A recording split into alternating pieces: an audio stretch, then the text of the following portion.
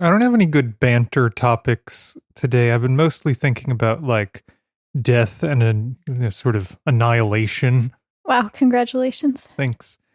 Wait, what did you just hold up? Well, my sister-in-law, Jolynn, has passed away from COVID.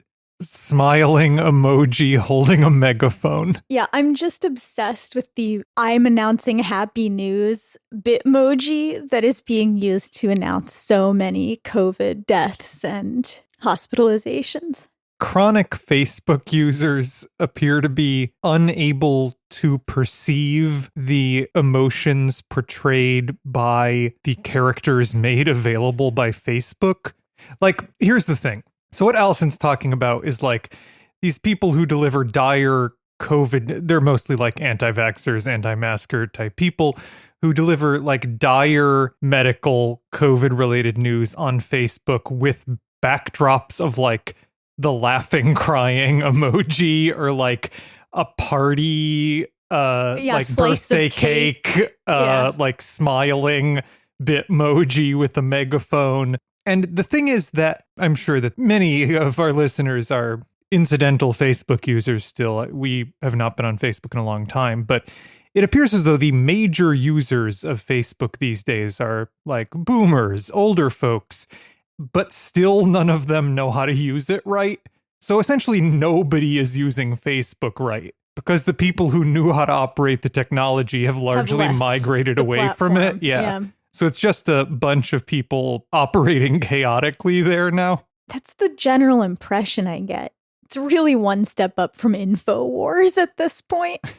There was once a time when the main purpose of Facebook was to lightly keep in touch with new friends at college that I was getting to know, or know when and where parties were happening. You sure that it wasn't to evaluate the relative hotnesses of your classmates? No. It's 2004. Facebook was open to anyone with an EDU address. Yes, I was in college. As was I, and my good friend was like, I'm making you a Facebook profile. I was like, I don't really want it. And she was like, no, you want it. It's going to be good. Yeah. And made my Facebook profile, and then for a few years there, I used it to chat with people or whatever. I think one of the great memes that's gotten a lot of play in recent days is that one where, you know, the concept of you push over the first tiny domino and like 6 dominoes later, it's an absolutely enormous domino. And the first one will be like website to rank hotness of girls at Harvard University, and then 6 dominoes later it's like people in their 60s eating horse paste. It's not just horse paste though, it's hydrochloroquine has come back into fashion, but not actual hydrochloroquine. Hydroxychloroquine. Wait, what did I just call it? You always call it hydrochloroquine. Okay. Well, it's a good thing that I'm not trying to consume it then. But they believe that they can make it at home. Yeah. What is going on with this? This is actually quite relevant. This is relevant Somewhat to our podcast. Quite relevant. Okay, this is barely relevant. Excellent. But here we go. Yeah, I've seen this a lot lately. They believe that if you boil some lemons and grapefruits together for a few hours, that is the secret recipe for homemade hydroxychloroquine and will cure their COVID. Damn, Google will not auto-finish the phrase hydroxychloroquine recipe. It's one of those, when you try to Google something they don't want you to know about, then, you know, it starts suggesting things but when they realize what you really want, then it stops suggesting things at that point. Yeah, interesting. So grapefruit and lemon primarily? Yeah, I mean, that's the recipe I've seen a few places. All you need is like the peels of some lemons and the peels of some grapefruits, and you throw them in a big pot with some water and boil them. I'm glad they're doing that instead of taking hydroxychloroquine off label. I'm drinking right now soda that's been my fascination lately, which is Squirt. I'm drinking a Diet Squirt, which is a grapefruit-based soda. So maybe I'm getting a little... If I squirt some lemon in this, am I getting I think some that's how it works. hydroxychloroquine action? Incredible. You're Roman. Oh, yeah, I guess. And you are Allison, and this secret alchemy is seedy business. It's seedy business. It's seedy business. All right, so we are recording here. It's a Sunday afternoon. I don't know if there's any use in reporting the weather. I generally say what the weather has been like as though it has some impact on our gardening here. But the reality is the weather here is the same every day for about 7 months, which is to say the high temperature in the upper 80s and a low temperature in the mid 70s. It will rain at 4 o'clock. I've been looking online at people who live in other parts of the countries, and they're doing things like wearing a hoodie. Yeah, I mean, it's classic pumpkin spice latte season now. That's right, yeah. But yeah, it's still summer here. It's Sunday afternoon like any other Sunday afternoon. Allison, what is going on at this point in our sad, sad garden? Then let us cultivate our garden. It's the only way to make life endurable.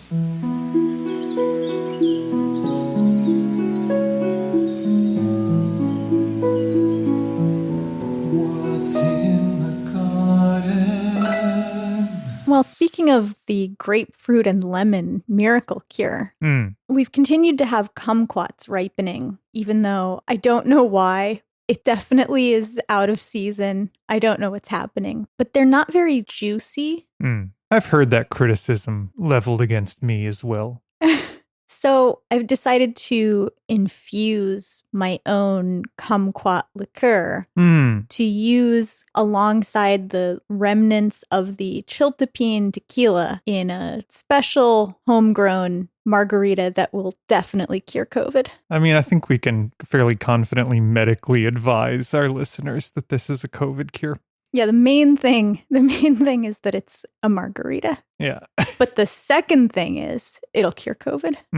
Yeah, I'm looking forward to trying that. What is it, in vodka and brandy? Yeah, it's 50-50 vodka and brandy at the moment. Cool. And then the other thing we have going on in the garden is, I think, a sign that the most brutal part of the summer that has pretty much killed everything else is finally over, or soon will be over. It's abating. Because the basil has come back. There was a great period in the spring where we had tons and tons of basil because it actually managed to successfully overwinter here. And so it came in really healthy early on. And then for the last, 2 months maybe, it's been pretty much impossible to harvest any basil because it was so hot. It was all sun-scorched and just looked terrible. The basil is done so well in the front yard, and the other herbs we had in the backyard all died away. Do you think it's worth trying some of the other herbs we had in the front yard? Well, I guess I'm not even sure what they died of at this point. But we could try again. I don't know. Maybe we should turn that tub with the basil into an herb garden. It would at least get lots of use that way. Yeah, for sure. We've talked about having stuff inside. The limiting factor is, as always, Lucy the cat. She does this thing, dear listener, where of course, she is obsessed with eating arugula, even though she's bad at it. Whenever we come in with any arugula or take any out of a package, she comes over screaming until we give her a leaf of arugula, which she then takes, a minute to a minute and a half to figure out how to eat, because she has to contort her head. She like doesn't obligate have to. Carnivore teeth. The thing is, we hold the leaf out for her. And then she's always trying to turn her head 90, no matter what orientation we hold the leaf in. She thinks she needs to turn her head at a weird angle. She won't just open her mouth. Yeah. Well, she doesn't have the right teeth. She's confused. But if we come in with basil, she's immediately excited by it. But she thinks it's arugula. Right, she thinks it's arugula. But then when we hold the basil out to her, she smells it, is disgusted, and leaves. But I wonder how she would interact with other herbs if we had them available for her. Are any of them poisonous to her? Yeah, I don't know if I would do herbs. I think the reason the arugula is so reliable, I mean, she might eat a broccoli leaf or something. I think any non-stinky leaf. Well, I was going to say any brassica leaf is probably fine. Yeah. But she seems to Maybe it's the smell of arugula that she's so into. I don't know. Oh, wait. Speaking of herb garden, I had celebrity garden news for you that I forgot to go into, which is that 2 Chainz has been doing backyard gardening. Nice. Hopping on the pandemic trend. Hopping on the pandemic trend. Yeah, get on that bandwagon. Yeah, for our listeners, 2 Chainz, of course, you may, if you only followed his early career, you would know him as Titty Boy. Do you recall that this is his I now his do alias? recall that. Yeah. Spelled Tittyboi. Yeah, I mean, that's cool.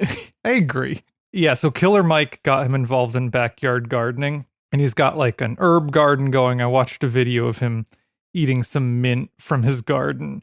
I've been following, there's a hip hop blog, Hip Hop All Around, that has, I think, 5 videos devoted to the backyard garden of 2 Chainz. And they report on it as though it's hip hop news, I guess. Hold on, listen in. What's up, y'all? We got a new video here with 2 Chainz back at it again, showing off this vegetable garden that he started growing back when all the quarantine stuff was going on, where he planted like a bunch of vegetables and just waited for it to grow. But I'm gonna let you guys check it out. Hold on. I love this. This is awesome. Where he planted a bunch of vegetables and just sort of waited for them to grow is a great way of describing gardening. Yeah, you just sort of fucking wait around until they grow. I love whatever this is. Here's the second video. What's up, y'all? We have another video here with 2 Chainz giving a little update on his whole, vegetable garden that he planted during the early days of COVID, Yes. during the whole quarantine and stuff like that. But I'm gonna let you guys check it out. This is what I harvested today. That's a bell pepper. That's a banana pepper. Then them old hot peppers.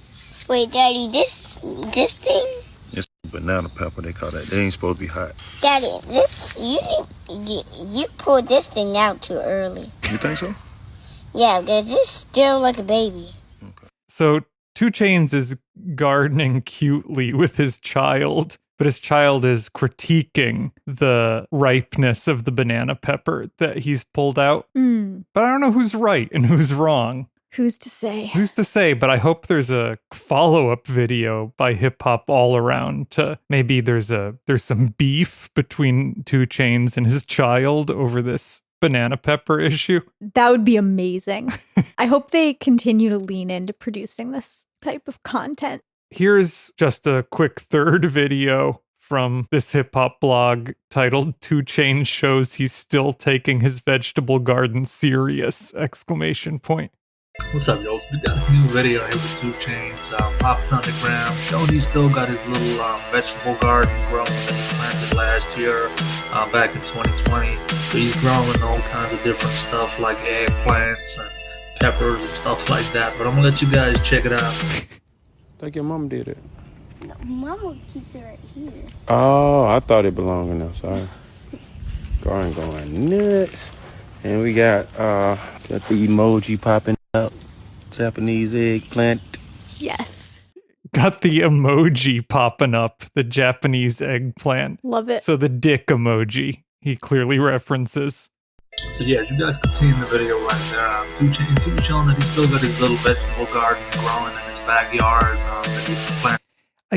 These videos published by Hip Hop All Around are like 30 seconds of introduction over some terrible beat of this guy going, we got here 2 Chainz here, little update on his vegetable garden.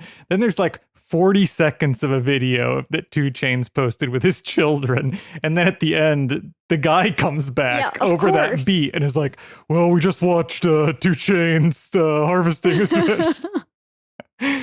It's just this nature of celebrity reporting is, I can't believe the economy can sustain this. All right, on to the catalog for today. It's unrelated to anything we've talked about to this point. But this is a catalog I've had for a while, and as I've been considering which catalogs to do every week, this has often been a runner-up, but I finally decided that we should check it out. It is Burrell Seeds. I, for the life of me, cannot figure out if it is pronounced Burrell or Burrell. Yeah, I'm guessing Burrell. It's spelled Burrell. Yeah, I think that's a fair guess. So this is a catalog out of Colorado. The company was founded in Rocky Ford, Colorado. They claim on the front of their catalog, founded in 1900. I think the guy himself who founded it, D.V. Burrell, started working on cantaloupes in 1896. So their founding date is a little fluid, as some of these are. But he was a sort of an early pioneer of the Arkansas River Valley. The company lore is that he had noticed a shortage of Rocky Ford cantaloupe seed, and these cantaloupes were in very high demand at the time. They were being shipped in high quantities via rail to St. Louis, Missouri. I was curious, like what is the distance from Rocky Ford, Colorado to St. Louis? I Google map that, and if you're driving, it's a straight shot due east, but it's still a 12-hour trip. The idea that, if you're a sort of a pioneer staking out a claim in Rocky Ford, Colorado, and the nearest market you can sell your cantaloupes at is like 12 hours away by rail, that's a hard life. That seems like a hard life. But in any case, the melons remain their most iconic offering till now even. I guess Rocky Ford was actually a hub for seed companies in the early 20th century. At one point, there were 22 seed companies operating out of Rocky Ford. And I guess most of the world supply of cucumber seed, and interestingly also zinnia seed, most of the seed for these globally was grown and shipped from Rocky Ford during the early 20th century. It was owned by generations of Burrell children, till they were sold in 2014 by Bill Burrell to a local farmer in that area, Greg Smith. Wow, what a run. Yeah, a lot of these companies I've noticed were completely family owned for like over 100 years until recently, like in the last 10 or 20 years. Kids were like, you know what? I don't want to own a seed company. Sure. I don't know what that says. Kids these days, maybe? Is that what that says? Yeah. That's right. Kids like us. It would be extremely cool if my parents owned a seed company that I could then take over and have a good life set out for me. I don't know. The idea of running a business makes me very anxious. Yeah, I guess it's not just operations, but you have to do like fucking marketing and publicity. You have to give an interview to the local newspaper. That sort of stuff probably isn't particularly appealing. Well, and it seems like, you're going to have this roller coaster ride of, will we get enough orders this year to pay our overhead? What if this particular crop fails? Do we have backup seeds? Yeah, and with like climate change, yep, the uncertainties of those things, I could see why you'd want to get out of the business, I guess, around now.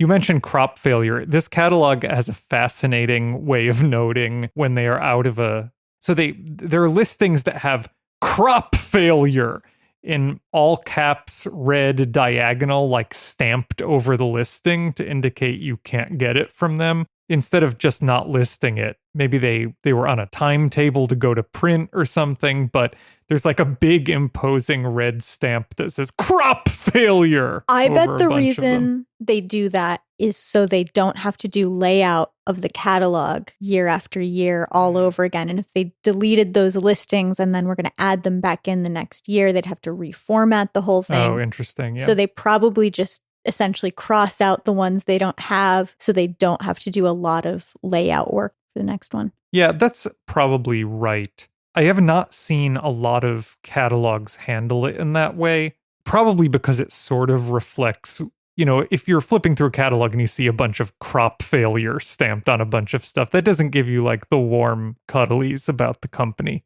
Oh, I don't know. I mean, it might make me think, well, I don't know if I want to buy that particular seed in the future when they do have it, if it's so prone to total failure failure in the hands of people who actually know what they're doing.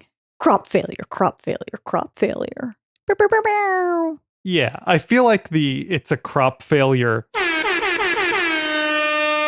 It's that sort of crop failure. Crop failure. Yeah, I mean, that's probably right. Yeah, so both on their website, in company lore, and actually on the inside cover of their catalog as well, they make a claim that they offer unusually generous seed packets. generally twice as much as their competitors, which is a practice they've always made that claim since their founding. They prominently feature antique scoops of seeds in their iconography, which is a presentation I haven't really encountered before.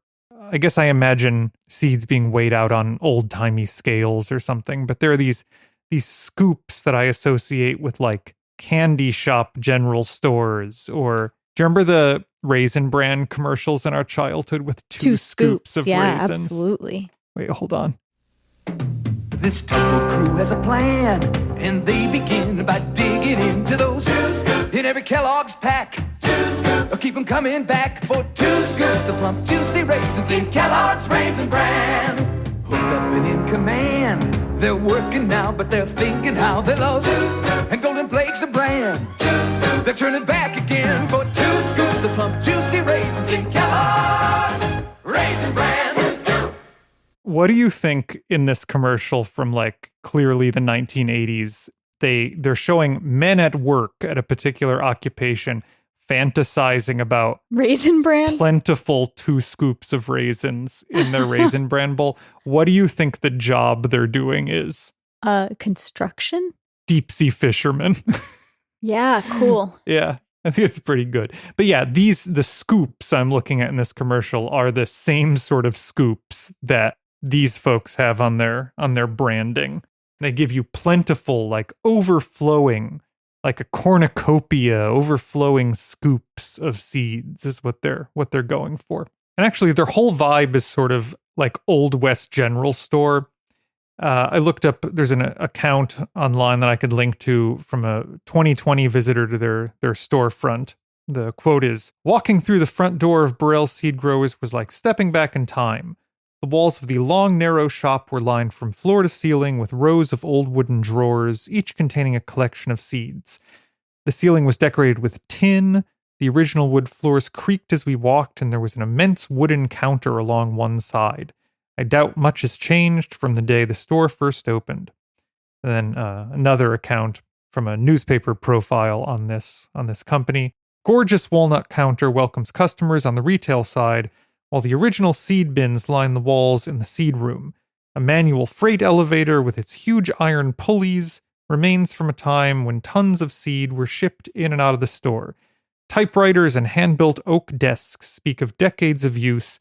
Even the old seed scoops remain. The very ones that determine the amount of seed in our generous seed packets. Customers emotionally request that the stores stay the same." So yeah, they've got a whole vibe. It's sort of, I don't know that I've seen another seed company go for this particular vibe, though. Like, obviously, it helps your business if you can trace your history back to a time that people feel romantic about. Yeah, sure. Old-timey feel.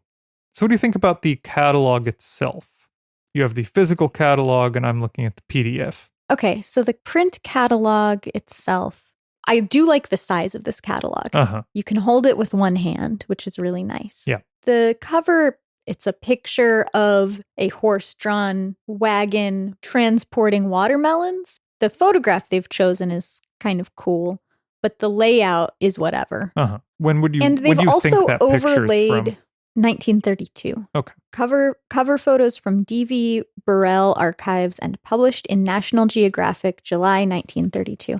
The thing is, they've overlaid a very faint checkerboard pattern on top of this old, grainy black and white photo, Uh-huh. which actually makes it harder to see, really. What's going on the back cover? Does the picture extend to the back cover? The back cover is a bunch of people sitting on piles of recently harvested cantaloupes. Okay. Also like a black and white old-timey picture. Also an old-timey black and white picture.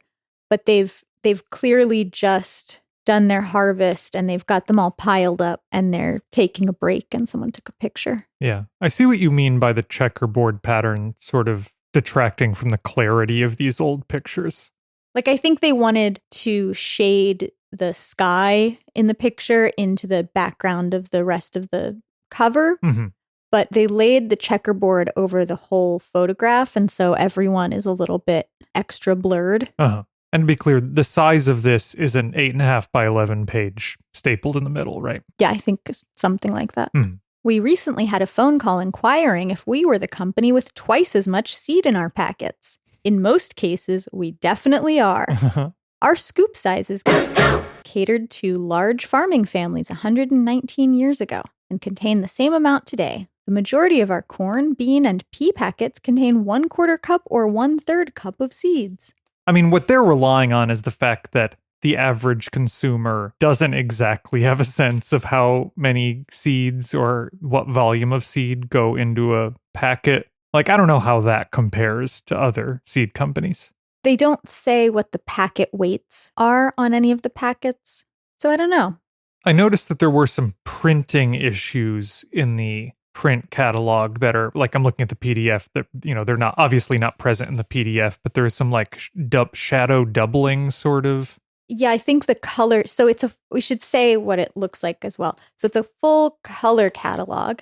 And what they've done, I think the pictures they show are likely in all cases the seed packet design. Mm-hmm. And they've just put a thumbnail of that next to the description, which I think is a perfectly reasonable way to go about doing this. I don't know why some items don't have a picture and some do. I would say that most of them look like the seed packet, and then some of them are actual pictures. Well, I think the ones that are photographs might be what the seed packets look like now. I think for items that they carried at some point in time where it's like this beautiful old drawing, I think they've retained the original design of the seed packet, but items that they've added in subsequent years, maybe now the seed packet is a photograph. They haven't commissioned an artist to draw a new packet to match their old style of packets. The old style packets look really good. Yeah, they're really that's cool. What these are. Yeah. That's my guess. My guess is that the photographs are also what the seed packet for that particular item looks like now. And yeah, some of them, the colors at the printer were out of register. So it looks like super trippy. Yeah, it looks like if you put on 3D glasses that it would be 3D to me. Definitely. Yeah. It's just there's a little bit of alignment issues. But that seems like obviously just a mistake at the printer and not anything that's on them. Yeah, I don't think there's anything they could have done differently there. This is their 2021 catalog. And on the bottom of some of the pages, they invite you to, there's like a banner that will say, order on our mobile-friendly website, www.burrellseeds.com. And they have a picture of a cell phone loading their mobile site, but that cell phone is definitely a BlackBerry from like 2003 or something like that. Pretty charming. We also pulled up, this is not one of the major players in seeds. It's pretty easy to have a burpee or something in a catalog that is contemporary and say, you know what, we should look at a burpee from 150 years ago and see what that looks like. But we were actually able to find a copy of the Burrell seed catalog from 100 years ago, from 1921, just as a point of comparison. I can link to that. I'm curious, Allison, how you find the design of this catalog. It's clear that it also is that small, thin format. Yeah, but this is, of course, not color. Right. So they've got a cantaloupe on the front, which is their really major, their signature crop. Right. They're really featuring the cantaloupe, which is cool. Something I noticed when flipping through this, for reasons I don't understand at all. Someone out there might understand why this would be. They display all the cabbages not as cut cabbage heads, but as plants they've pulled out of the ground in their entirety, and they're showing you the whole root system. Yeah, that's fascinating. And as far as I know, the root is not prized. Was not in the past eaten really either. But for some reason, that's how they've displayed the great majority of their cabbages. But it's not like they're doing that with other plants. And interestingly, I think with the beets, they've cut off the beet leaves, which are now themselves valued, are perfectly edible. Sure. Yeah, we can look into that at some point. That's curious. I'm not sure if they do that with any other crop. Like the cauliflower, they're not showing the roots, for example. Yeah, it seems like that's unique to cabbages in the catalog. The inner cover letter from D.V. Burrell, again, this is 1921. I'll read it to you. You know, as we look at catalogs from this year, 2021, a lot of them read like, oh boy, we've had a time of it, right? Because of you may remember the pandemic. Oh yeah, that thing that's definitely 100% over. Yeah, that one. But here in this letter from 1921, I guess it was written here in December of 1920, to my customers and friends, our country is now engaged in the great reorganization movement, to which we have all looked forward with question as to the result. These times call for careful, sober thoughts, and for all to keep busy. A full day's labor, careful purchases, and less extravagance will be of great benefit. The main thing is what you do.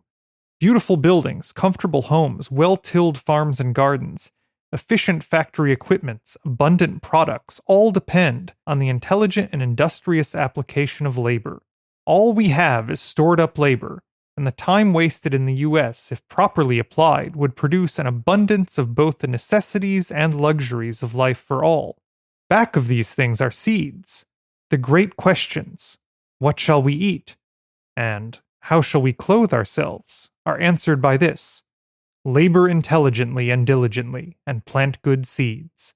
It is a pleasure that we can have a part in this work. I thank you for the large number of orders received this past year, and I hope you are pleased with the results, and that I merit your orders again. I will do my best to please you. So this is written as though it's really at a historical turning point as well. I mean, they were actually exiting a pandemic at that point, first of all. So wait, there's the pandemic, there's World War I. What else? What is he referring to? Because it seems like this is grievous financial news. Well, there was looks like a depression of 1920 and 1921. There was a 2-year post-World War I recession. Okay, so it is, because he's clearly saying basically, it seems like, reading between the lines, it's like, well, the stock market sucks, but actually just pull yourself up by your bootstraps and you'll be fine. Like you need to grow your own shit and make your own shit because shit sucks. Yeah, the Spanish flu pandemic went from 1918 and sort of subsided. You know, there were waves of it in 1920, and that was sort of the end of it, killing about 675,000 Americans, which is about where we're at right now. I mean, the parallels are fairly striking. Yeah. Well, why don't we read one cantaloupe description out of this 1921 catalog and then move into the 2021 catalog and read some melon descriptions as well. Yeah, that sounds great. Do you want to hit me with the salmon-tinted pollock? Salmon-tinted pollock number 25 cantaloupe. This melon has been grown for market only 5 years extensively, and it has won a good reputation as one of the very best for long-distance shipping. The vines are highly rust-resistant. The meat of very fine texture is deep and firm. Color of meat green 1/2 the depth from the rind, the remaining 1/2 a rich salmon, giving it an attractive appearance. The netting is closely laced and interlaced, there being a sub-netting underneath the outer netting. This size runs from standard to jumbo, and it yields a very heavy crop. This is the favorite sort with California growers. I offer the seed in 2 grades. Stock seed, saved from the finest of the first melons to ripen, and standard seed, saved from the standard size selected melons. And then there's another entry, salmon-tinted pollock 1025. This strain was developed from the salmon-tinted pollock number 25. The originators planted a large number of plants from single melons, and plant number 10 produced this melon, which accounts for the name. The melons run from standard to jumbo, packing in standard crates and flats. This is an advantage, there being no pony melons. What is a pony melon? I don't know. We're going to have to find out. Yeah. The melons are solidly netted without ribs, very uniform in size and shape, do not develop soft spots, and can be picked closer than other types of rocky fords. The flesh is very deep, fine-grained, and more salmon-colored than number 25. Being an excellent shipper and highly rust resistant, it is a leading favorite with market growers and is being planted very extensively at this time. My stock was grown from the originator's finest stock of seeds and carefully hand cut. Well, unfortunately, when you Google pony melon, what comes up is a like a horny My Little Pony. I guess there's a My Little Pony named Melon Mint, but if you Google it, you have to quote it. If you quote pony melon, you'll see the horny imagery that I'm referring to. Once again, Brony's making it impossible to Google anything successfully. I'll link to it. You don't need to. All right, let's move to read a few descriptions from the 2021 catalog. I feel like we don't even need to say this, but of course, the 1921 catalog features very lengthy written descriptions, and the 2021 catalog's written descriptions are wildly truncated from that, which is true of, the progression that every catalog has taken, basically. I'm going to read their cantaloupe melon general description. Cantaloupe, the crop that Rocky Ford is famous for. Grown under ideal conditions, our cantaloupe seeds are some of the best to be found. Hot days, cool nights, and timed drip irrigation produces sweeter melons. It just makes sense that we grow a better melon seed. Cantaloupe seeds may be planted directly in the ground when soil temperatures reach 65 degrees and all danger of frost has passed. Heavy feeders, they prefer a sandy loam amended with composted manure. In cooler climates, start seedlings inside, transplanting when putting out the rest of your warm weather crops. And I'll read their Burrell's Jumbo. The original stock of Hale's Best produced some very fine melons. By critical selection, we produced a uniform melon with a distinct suture that is well netted with practically no ribs. Flesh is thick, sweet, and rich. Damn, this makes me think about sutures and ribs and flesh, all in, 2 sentences. Delicious. Delicious. You want to read Eden's Gem? We've certainly read that cantaloupe in the past. Sure. Eden Gem. A green-fleshed Rocky Ford type, slightly oblong, solidly netted, very firm, and highly resistant to rust. A good shipper melon. A petite melon. It packs 15 to the standard crate. Flesh green, deep, fine-grained, with sweet old-fashioned flavor. So what do you think is happening with their typesetting in this description? It says highly resistant to rust. Rust is in a different font.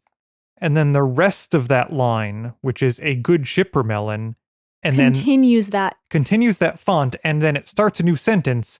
That new sentence is a petite melon, but only the word a of a petite melon is on that line, is also in the font that rust is in. And then it resets to the original font on the next line. And not only is the font different, but it's like at a different vertical kerning. Yeah. Yeah. So actually, keep looking down the page. They do this in every entry. They've got this bizarre mix of maybe not every single entry, but so the next two.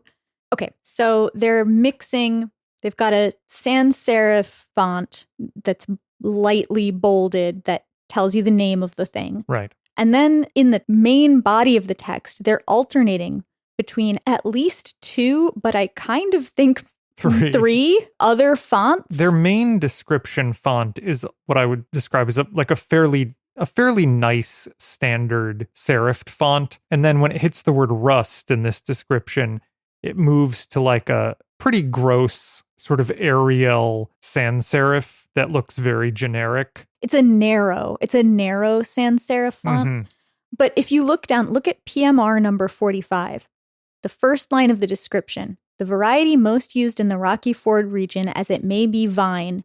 Next line, totally different font. Yeah. Ripened, picked full slip, and hold well during shipment to distant points. Quality is among the best of the very long distance shippers, but must be switched back to the serif font, vine ripened. Yikes. Yeah, so they've got some weird stuff going on here. To me, it looks like if I were trying to sort of reverse engineer what they were doing, it looks to me like in that Eden Gem description, when they reached highly resistant to rust and the font changed, that they might have like they might have cut and pasted that word rust from somewhere else, and then that defaulted to continuing through the rest of the line. But you can see it continues on the next page. They're doing it again with the Athena hybrid. It starts out with that sans serif narrow font for 2 lines, and then bam, in the middle of a sentence switches to the serif font. Yeah, whoa. They're doing this is some really weird stuff. Fucked. Yeah.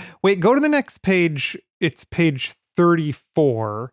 Look in Sawatch Hybrid, which I'll read the description of. A richly flavored melon with bright orange, high-density flesh and compact cavity. Slightly oval with coarse netting and naked sutures, 5 to 6 pounds, has a terrific canopy for fruit protection. Now, this description is all in the sans serif narrow font, except the word terrific. Which is preceded by some extra space. So there's extra space between has a and terrific. Terrific is in the serif font, which is itself elevated above the setting of the sans serif font. Yeah, it definitely wacky. is. This is wacky. So I'm not even it's sure. Not good, folks. It looks like shit.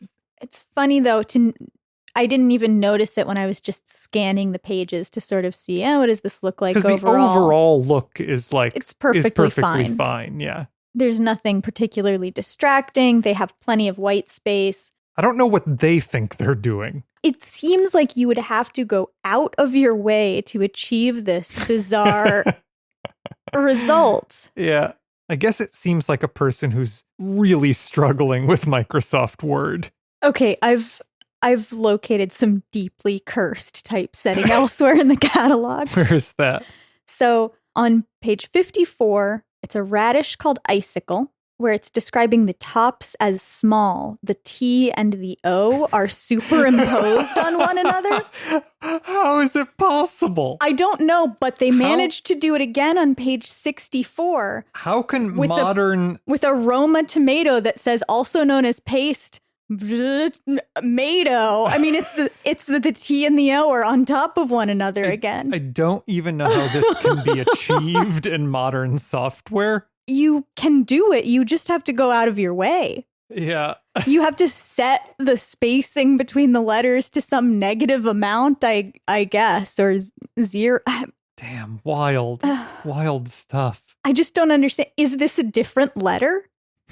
What's happening? The fact that I've already found it in 2 locations is incredible. Yeah, I mean, it's cursed for the reasons that you've described. It also looks like it's some sort of fucking glyph, right? Yeah. Looks like a cursed glyph. There's some Midsommar shit going on here. Well, I think not to drag them for this typesetting error, but I do think they should select all and change their whole catalog to one font. Yeah, I think trying to manage a font pair is beyond their capabilities, and they should not try. Yikes. Okay, well, I think that's it. If you're so inclined, you can elect to follow us on Twitter at @cdbusiness or on Instagram at cdbusinesspod. You can email us at cdbusinesspod@gmail.com. Let us know if you want us to talk about a particular catalog, or if you leave us a review, we'll of course read it. And assuming that there has not been a crop failure, you should eat your vegetables. We're all just trying the best we can. Speak for yourself. It's city business. It's city business. Boring talk about seeds, city talk between boys. Mind-numbing chatter about our mules and spores. We'll dig a ditch and moan and split the difference. City business. It's city business.